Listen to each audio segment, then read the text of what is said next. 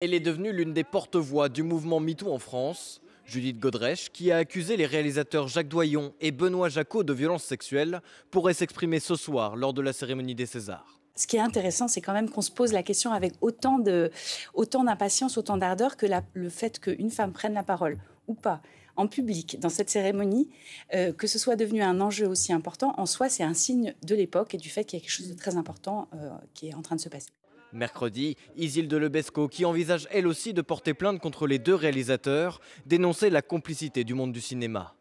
Selon l'actrice, le milieu s'est comporté exactement comme se comporte une famille quand l'un de ses membres est maltraité, en se taisant.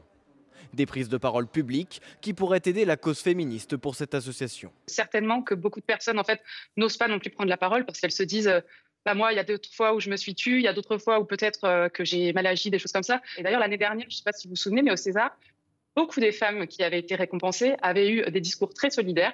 Malheureusement, on l'avait très peu noté chez les hommes, donc j'espère que ce sera l'occasion d'un petit tournant. L'actrice Nora Mzaoui, rôle principal du dernier film de Jacques Doyon, CE2, s'est opposée à sa sortie après ces accusations.